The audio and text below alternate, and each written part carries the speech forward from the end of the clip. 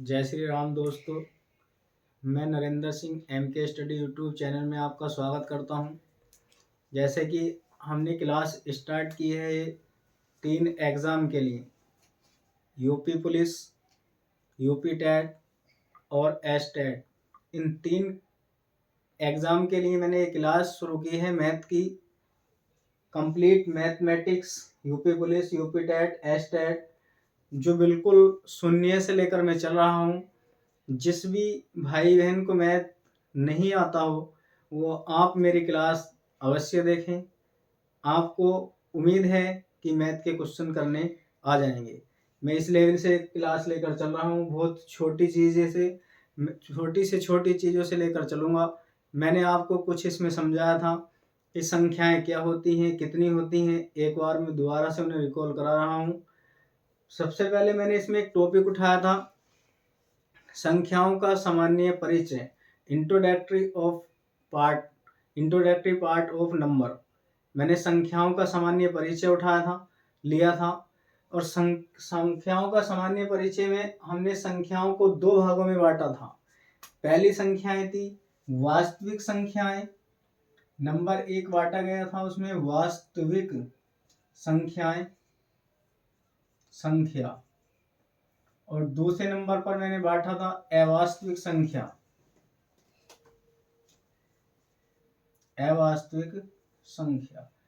वास्तविक संख्याएं वे संख्याएं जो रियल नंबर होते हैं, वे संख्याएं जो वास्तविकता में होती है, जिन्हें हम अपने दैनिक जीवन में यूज करते हैं, गिनती गिनने आदि के संबंध में यूज करते हैं, वास्तविक संख्याएं कहलाती हैं।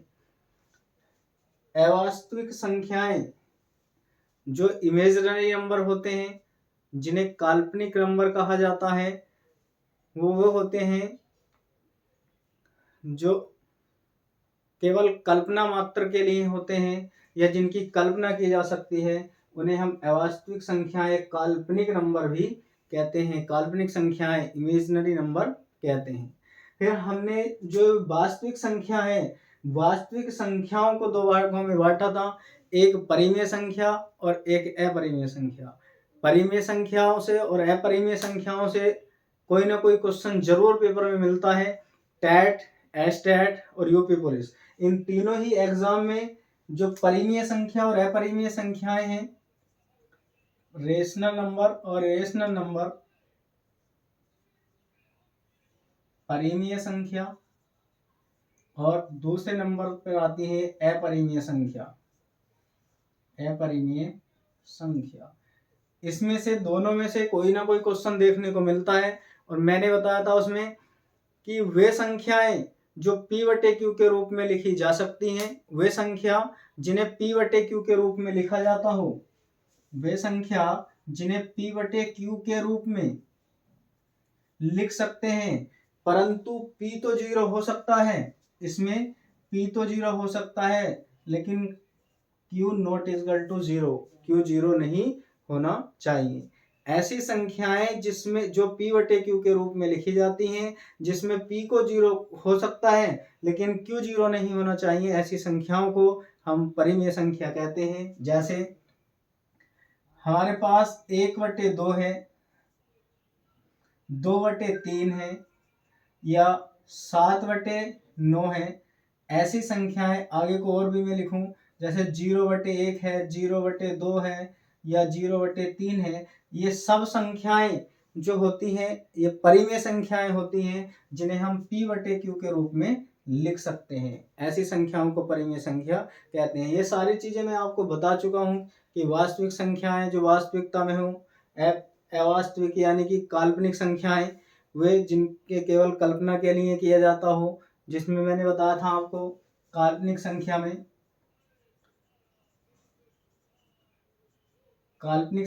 बताया था अंडर रूट में -3 हो तो इसमें आयोटा लगा देते हैं, 3i इस तरह से लगा देते हैं हम i², क्योंकि i² जो होता है, i² की वैल्यू -1 होती है और इसे रूट से निकाल लिया जाता है, तो 3i इस तरह से। जो कि हमारे लेवल में ये यूपी पुलिस, यूपी टेट और एस टेट, इन तीनों में से किसी भी एग्जाम के लिए ये नहीं आती हैं। ये टीजीटी पीजीटी के लिए वहाँ पर दिया गया है। एक चैप्टर हमारे पास है कॉम्प्लेक्स नंबर, सेमिस्टर संख्या, हम उसमें क्लास देंगे टीजीटी पीजीटी की, तो वहाँ पर इस चैप्टर को पढ़ाएंगे सेमिस्टर संख्या। वहाँ पर इसके संबंध में अवास्तविक यानी कि काल्पनिक संख्या के संबंध में चर्चा की जाएगी। जो आपके सिलेबस में है हम उसे लेकर ज़्यादातर चल रहे हैं। परिमेय संख्याएं P/Q के रूप में लिखी जाती हैं। अपरिमेय संख्याएं वो होती हैं जो किसी संख्या का वर्ग ना हो और अंडर रूट में हो, ऐसी संख्याओं को अपरिमेय संख्या कहते हैं। जैसे √2 है, या जिन्हें ऐसा भी कह सकते हैं जिन्हें P/Q के रूप में ना लिखा जाता हो, ऐसी संख्याओं को परिमेय संख्या कहते हैं। जैसे √2 है, √3, √5, आगे को और भी लिख सकते हैं इस तरह से ही। और सबसे महत्वपूर्ण है पाई, क्योंकि जो पाई होती है वो एक इरेशनल नंबर होती है, अपरिमेय संख्या होती है, परंतु पाई का जो मान होता है 22/7, पाई की वैल्यू होती है 22/7, पाई की वैल्यू 22/7 परिमेय संख्या होती है, जबकि पाई स्वयं एक अपरिमेय है। और यहाँ से पूछा जाता है कि पाई परिमेय है या अपरिमेय है, तो पाई जो होती है वो अपरिमेय होती है। फिर हमने आगे इसमें परिमेय संख्याओं को दो भागों में बांटा है। परिमेय संख्याओं को लिया था हमने पूर्णांक में, इंटीजर, जो माइनस से लेकर प्लस इन्फिनिटी तक होते हैं, उन्हें पूर्णांक कहते हैं। मैंने इसमें पूर्णांक में बांटा था इसे परिमेय संख्या को। और इसके बाद हमने आगे जब परिमेय संख्या को डिवाइड किया पूर्णांक में, तो वहां पर ली थी प्राकृतिक संख्या और पूर्ण संख्या। प्राकृतिक संख्या और पूर्ण संख्या, नेचुरल नंबर, होल नंबर। प्राकृतिक संख्या और एक थी पूर्ण संख्या। ये परिमेय संख्या को हमने बांटा था पूर्णांक में, पूर्णांक और पूर्णांक को प्राकृतिक संख्या और एक पूर्ण संख्या। प्राकृतिक संख्याएं क्या होती हैं? जिन्हें गिनती गिनने आदि के प्रयोग में किया जाता हो, आदि के प्रयोग में लाया जाता है। जैसे 1 2 3, 1 2 3, ये इस तरह की जो संख्याएं हैं ये सब एक प्राकृतिक संख्याएं होती हैं। ऐसी संख्याओं को हम प्राकृतिक संख्या कहते हैं। और पूर्ण संख्याएं वे प्राकृतिक संख्याएं जिनमें जीरो को भी शामिल कर लिया जाता है, ऐसी संख्याओं को हम पूर्ण संख्या कहते हैं। वे संख्याएं जिनमें जीरो को भी शामिल कर लिया जाए, ऐसी संख्याओं को हम पूर्ण संख्या कहते हैं। फिर हमने जो हमारे पास ये पूर्ण प्राकृतिक संख्या थी, हमने इसे 4 भागों में डिवाइड किया था। प्राकृतिक संख्याओं को हमने 4 भागों में डिवाइड किया था। सबसे पहले था हमारे पास क्या? सम संख्या, सम इवन नंबर, विषम ओड नंबर, विषम था। और तीसरा हमने लिया था अभाज्य, और चौथे नंबर पे था भाज्य संख्या।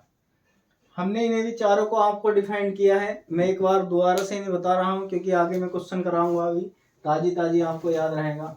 सम संख्याएं क्या होती हैं? वे संख्याएं जिन्हें 2 से डिवाइड किया जा सकता है, ऐसी संख्याएं जिन्हें 2 से भाग दी जा सकती है, 2 से कटती हो, वे संख्याएं सम संख्या कहलाती हैं। जैसे 2, 4 है, 6 है, 8 है, इस तरह की आने वाली संख्याओं को हम सम संख्या कहते हैं। विषम संख्याएं वे होती हैं जो 2 से विभाजित ना की जा सकती हो। जैसे 3 है, एक भी विषम संख्या में आता है, 3 है, 5, 7, जो विषम संख्या में आते हो, जो 2 से ना कटती हो, ऐसी संख्याओं को हम विषम संख्या कहते हैं। यहाँ 3, 5, 7 इस तरह की संख्याओं को, 9 भी है जो हमारी 2 से नहीं कटती है। अभाज्य संख्या जो प्राइम नंबर होते हैं, ये क्या होते हैं? अभाज्य संख्याएं वे संख्याएं होती हैं जो केवल 2 गुणनखंड रखती हैं। अभाज्य संख्याएं वे संख्याएं होती हैं जो केवल और केवल अपने आप में दो गुणनखंड रखती हैं, अर्थात वो दो गुणनखंड उनके होते हों। जैसे एक हमारे पास है 2, एक हमारे पास 3, एक है हमारे पास 5, 5 के बाद है 7 और 7 के बाद है 11। जैसे 2 को आप 2 से काट सकते हैं और 1 से काट सकते हैं, 2 से काट सकते हैं, 1 से काट सकते हैं। 3 को 1 से काटा जा सकता है और 3 से काटा जा सकता है। 5 को 5 से काटा जा सकता है और 1 से काटा जा सकता है। 7 को भी 1 से और 7 से स्वयं संख्या से काटा जा सकता हो। ऐसे ही आगे को और भी हैं। तो जो प्राइम नंबर होते हैं, जो अभाज्य संख्याएं होती हैं, वे संख्याएं जो केवल और केवल दो गुणनखंड रखती हों, अर्थात अपने आप से, और दूसरा 1 से और स्वयं खुद से कटती हो, ऐसी संख्याओं को प्राइम संख्या कहते हैं, प्राइम नंबर कहते हैं, अभाज्य संख्या कहते हैं। अभाज्य संख्याएं सबसे छोटी समअभाज्य संख्या 2 होती है, सबसे छोटी समअभाज्य संख्या 2 होती है। हमने आपको बताया था कि 1 से 15 तक, 1 से 50 तक जो होती हैं, 1 से 50 तक की अभाज्यों की संख्या 15 होती है। 1 से 50 तक में अभाज्य की संख्या 1 से 50 तक, 1 से 50 तक अभाज्य संख्या, 1 से 50 तक जो अभाज्य संख्या होती है वो 15 होती हैं, और 1 से लेकर 100 तक जो अभाज्य संख्या होती हैं उनकी संख्या 25 होती है। ये पूछ लिया जाता है कि 150, 1 से लेकर 50 तक में कितनी अभाज्य संख्या है, या 50 से लेकर 100 तक में कितनी अभाज्य संख्या है। तो ऊपर को 10 है, जब 50 तक 15 है तो 50 से ऊपर को 10 संख्याएं हैं। आगे हमने ले रखा है भाज्य संख्याएं। भाज्य संख्याएं क्या होती हैं? भाज्य संख्या क्या है? ऐसी संख्या या वे नंबर जो 2 से अधिक गुणनखंड रखते हैं, जिनके 2 से अधिक फैक्टर किए जा सकते हैं, उन्हें भाज्य संख्याएं कहते हैं। और सबसे छोटी भाज्य संख्या 4 होती है, सबसे छोटी भाज्य संख्या 4 होती है। भाज्य संख्याएं वे संख्याएं जो 2 से अधिक गुणनखंड रखती हैं, फैक्टर रखती हैं, ऐसी संख्याओं को भाज्य संख्या कहते हैं। जैसे 4 सबसे छोटी भाज्य संख्या है हमारे पास। 4 को 1 से काट सकते हैं हम, 4 को 1 से काटा जा सकता है, 2 से काटा जा सकता है, खुद 4 से काटा जा सकता है। जो 2 से ज्यादा गुणनखंड रखने वाली संख्या है, ऐसी संख्याओं को हम अभाज्य संख्याएं कहते हैं। मैंने इनके संबंध में पिछली क्लास में भी बता रखा है, और आज दोबारा से मैंने ये सब चीजें आपको रिकॉल करा दी हैं। आगे मैं इन पर एक टॉपिक ले रहा हूं जिन पर क्वेश्चन करवाने हैं। नंबर सिस्टम का चैप्टर आपको बिल्कुल 0 से मैं लेकर चल रहा हूं, बिल्कुल शून्य से। और इसके हर टाइप में जितने भी जिस प्रकार के भी टाइप परीक्षाओं में बनते हैं, कभी आपका क्वेश्चन गलत नहीं होगा, ये कोशिश मैं करूंगा जहां तक भी हो सकेगा। ऐसे क्वेश्चन में लेकर इसमें चल रहा हूं। जैसे इसमें एक टॉपिक लिया है हमने, सबसे पहले टॉपिक लेते हैं इसमें डिवीजन, विभाज्यता।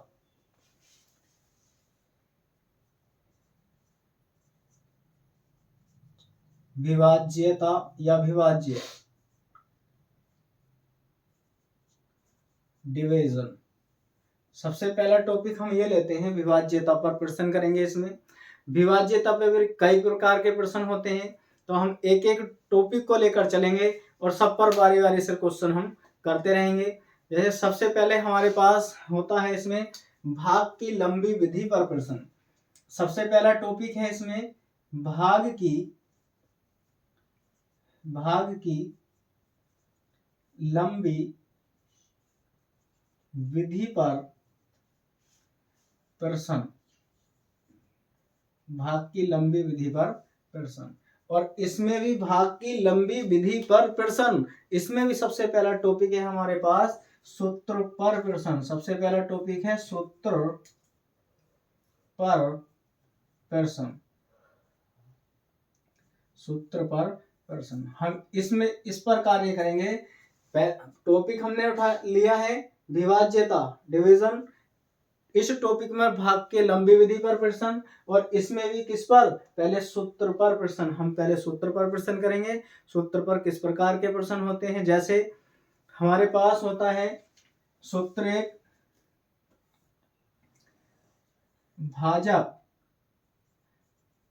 भाजक भाज्य और भागफल, भाजक भाज्य भागफल, और ये होता है हमारे पास शेष फल, भाज्य भाजक भागफल, और एक हमारे पास होता है शेष फल। क्या क्या होते हैं, रिमाइंडर होता है, और एक भागफल हमारे पास, रिमाइंडर जो शेष फल है। शेष फल क्या होगा, क्वेश्चन में ऐसे दिए गए होंगे कि क्या किसी कोई संख्या दी गई होगी कि इस संख्या को किस संख्या से भाग दी जाए कि इसका शेष फल भागफल इतना है तो शेष फल इतना होगा। ऐसे क्वेश्चन इसमें होंगे, हम ऐसे क्वेश्चन इसमें लेकर चलेंगे। डिवाइजर निकालेगा, किसी में ये निकालेगा, किसी में ये, इस तरह से आपसे क्वेश्चन पूछेगा और हम इन सबको आपको कराते हैं। देखो सबसे पहले हमारे पास इस सूत्र को एक दूसरे तरीके से और हम लिख लेते हैं। ये है भाज्य बराबर भाजक गुणा भागफल और प्लस शेष फल। ये इस सूत्र का अधिकतर हम प्रयोग करेंगे, इसका भी और इसका भी। भाग की लंबी विधि पर प्रश्न और सूत्र पर प्रश्न ये चल रहे हैं। जो भी क्वेश्चन हमारे पास इसमें आता रहेगा हम उसे करते रहेंगे। ये भाज्य है बराबर होता है भाजक गुणा भागफल प्लस शेष फल। जैसे क्वेश्चन हमने लिया कि 4610 में इसे मिटाकर क्वेश्चन ऊपर लिख देते हैं, वरना जगह कम रह जाएगी, फिर क्वेश्चन नहीं हो पाएगा।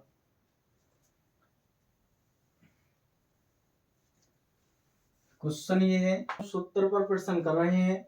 जो सूत्र पर प्रश्न थे हमारे पास, सूत्र पर भाग की लंबी विधि पर प्रश्न, क्वेश्चन हमारे पास ये है 4610 में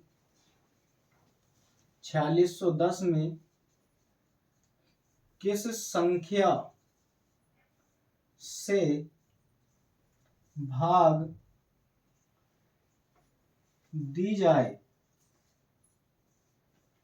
कि भागफल 184 तथा शेष फल 10 बचे। क्वेश्चन ये है कि 4610 में किस संख्या से भाग दी जाए, 4610 में किस संख्या से भाग दी जाए, शेष फल 10 बचे, 10 शेष फल 10 बचे। ये क्वेश्चन 4610 में किस संख्या से भाग दी जाए कि भागफल 184 तथा शेषफल 10 बचना चाहिए। ऐसे क्वेश्चन की सबसे पहले हम स्ट्रक्चर बना लेते हैं। स्ट्रक्चर क्या होती है, यहाँ पर हमारे पास होता है भाजक और ये होता है भाज्य, ये होता है भाज्य। इधर को इसमें आएगा हमारे पास भागफल, और यहाँ शेष जो बचता है नीचे उसे कहते हैं हम शेष फल, जो रिमाइंडर बचता है हमारे पास।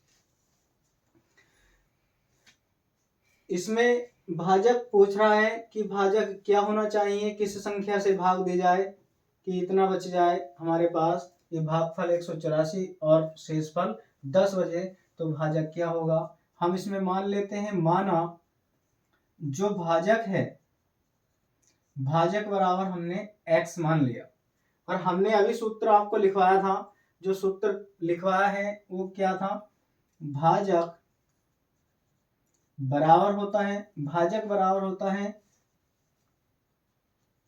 भाज्य, सूत्र होता है भाज्य बराबर भाज्य बराबर भाजक गुणा भागफल प्लस शेषफल प्लस शेषफल। यही मैंने अभी आपको लिखवाया था कि भाज्य बराबर होता है भाजक गुणा भागफल प्लस शेषफल। ये हमने आपको लिखवाया।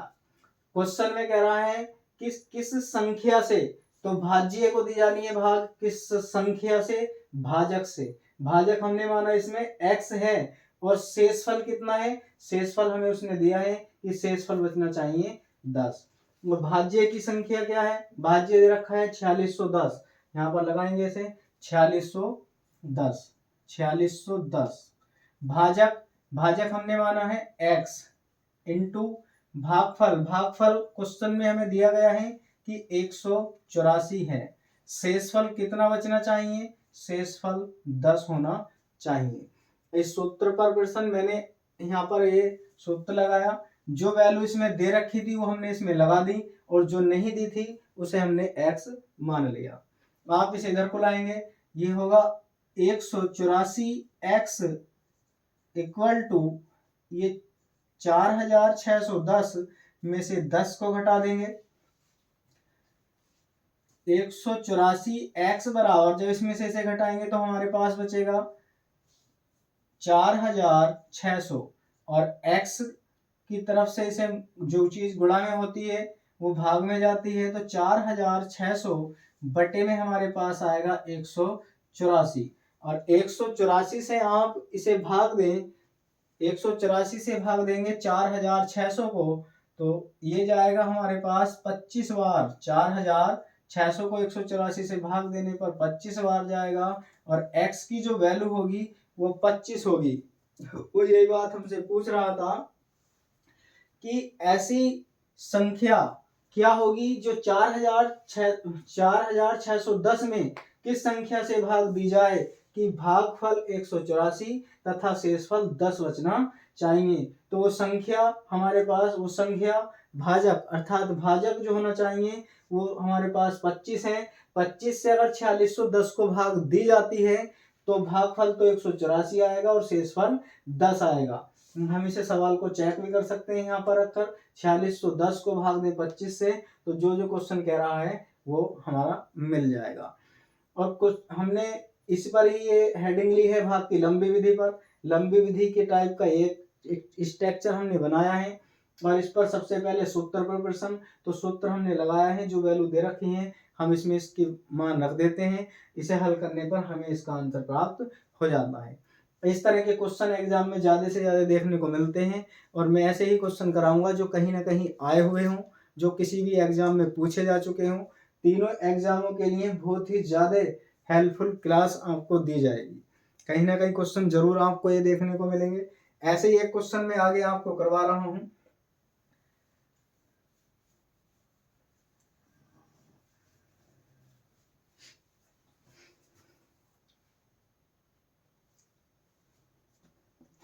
आगे क्वेश्चन है हमारे पास 7328 में 7328 में किस संख्या से भाग दें कि भागफल 366 तथा शेषफल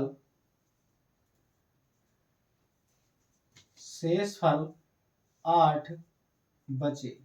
क्वेश्चन कह रहा है कि 7328 में 7328 में किस संख्या से भाग दें कि भागफल 366 तथा शेषफल 8 बचे। पहले ऐसे क्वेश्चन का आप स्ट्रक्चर बनाइए, जैसे मैंने पिछले क्वेश्चन को भी आपको करवाया है, तो स्ट्रक्चर के रूप में लिखते हैं इसे। यहाँ पर हमारे पास होता है भाजक और इसमें होता है अंदर भाज्य, यहाँ पर होता है भागफल भागफल, और नीचे लिखते हैं हम शेषफल को, शेषफल। इससे आपको क्वेश्चन करने में ज़्यादा से ज़्यादा आसानी होगी जब हम इस स्ट्रक्चर को बना लेते हैं कि क्या क्वेश्चन में दे रखा है, क्या क्वेश्चन हमसे पूछ रहा है, ये वाली सारी चीज़ें हमें देखने को इसमें मिल जाती हैं। और हमसे जो पूछ रहा है संख्या पूछ रहा है, किस संख्या से भाग दी जाए, तो जो संख्या जो हमसे पूछ रहा है उसे यहाँ पर लिख लेंगे हम।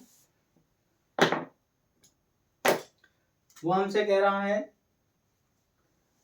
भाजक, इसे मान लेते हैं, माना जो हमारे पास भाजक है उसे हम मान लेंगे x है, भाजक x है, भाजक को x मान लिया जाता है। और सूत्र इसमें लगाएंगे हम, भाज्य है, भाज्य बराबर भाजक गुणा भागफल प्लस शेषफल, शेषफल।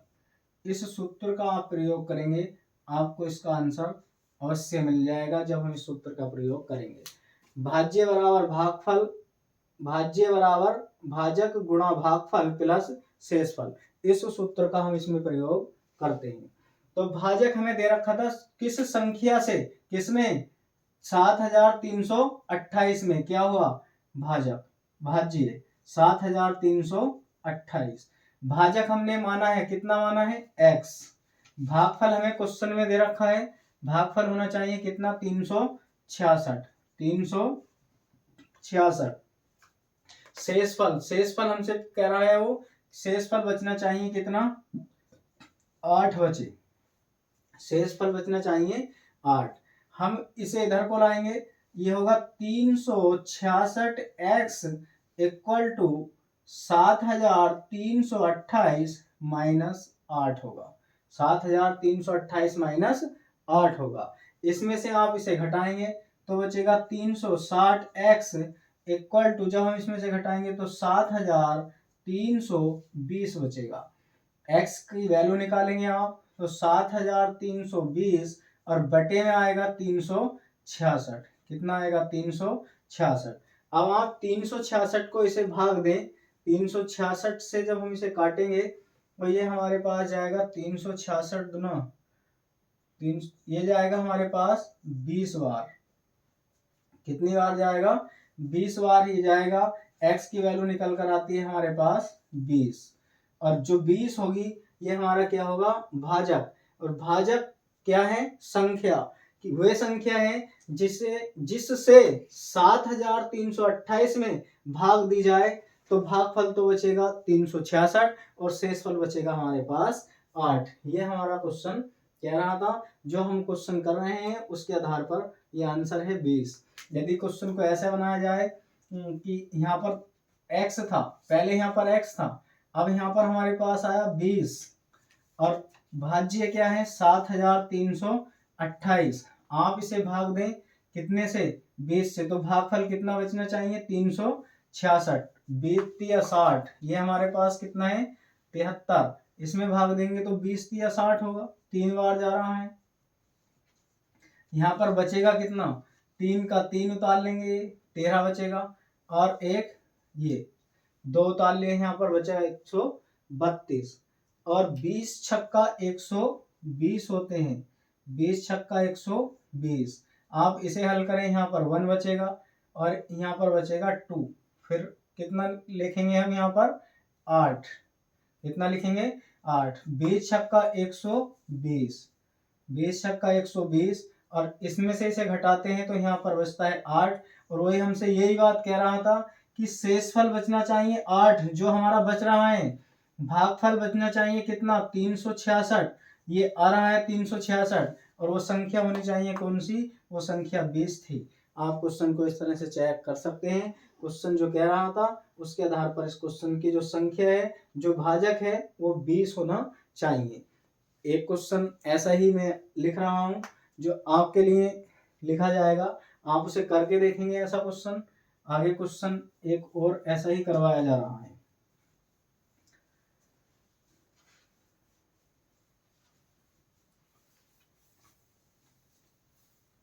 क्वेश्चन है,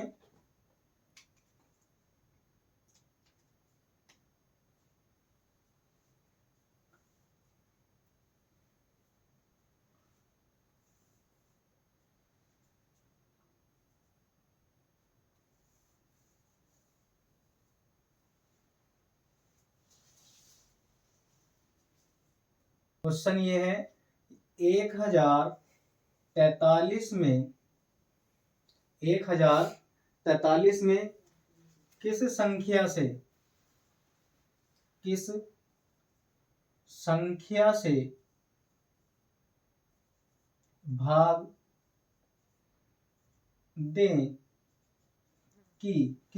से भाग दें कि भागफल 11 तथा शेषफल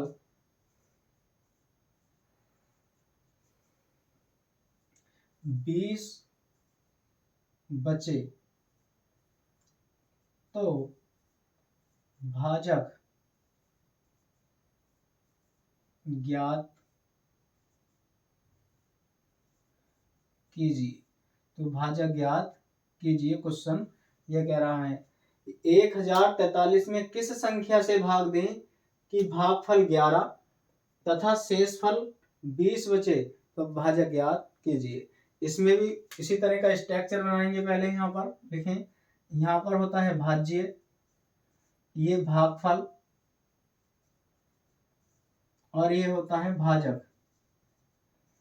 नीचे बचता है हमारे पास शेषफल।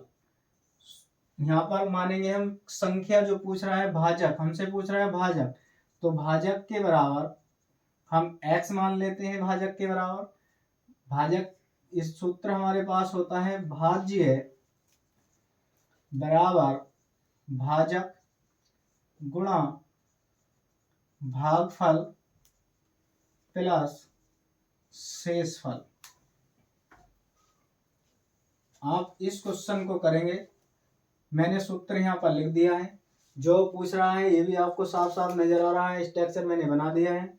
और जो भी आगे ये क्वेश्चन यहाँ तक करेंगे बताएंगे आप कमेंट बॉक्स में कि इसका आंसर कितना है। हमें कमेंट करेंगे, क्लास जो भी देखेंगे इस क्वेश्चन को हल करने के बाद हमें कमेंट करके बताएं कि इसका आंसर क्या होगा। और जो नहीं होगा तो हम इसी क्वेश्चन से कल आगे की क्लास स्टार्ट करेंगे। देखिए, हम बहुत बेहतरीन प्रयास कर रहे हैं कि ज़्यादा से ज़्यादा हमारी क्लास से पेपर में आए। हमने सीटेट की क्लास चलाई है, बहुत बच्चों ने हमसे कहा कि बहुत कुछ पढ़ाया हुआ क्लास में से आया है। ऐसे ही आगे इन तीनों एग्जामों में भी जोन सा भी एग्जाम हो, यूपी पुलिस का, यूपी टेट का, एस टेट, जोन सा भी एग्जाम होगा, आपको इनमें से हमारी क्लास से बहुत कुछ देखने को मिलेगा। आप हमारे MK स्टडी यूट्यूब चैनल को सब्सक्राइब करें, अधिक से अधिक लोग हमसे जुड़ें। जो भी हमारी कोई क्लास में त्रुटि हो आप हमें कमेंट करके बताइए, हम कोशिश करेंगे कि उस पर सुधार किया जाए। जो भी हमारी त्रुटि होगी हम उस पर सुधार करेंगे। और आपसे निवेदन है कि क्लास को अधिक से अधिक शेयर करें, वीडियो को लाइक करें, हमें कमेंट करें और हमारे MK स्टडी यूट्यूब चैनल को सब्सक्राइब करें। आज के लिए इतना ही। जय हिंद, जय भारत।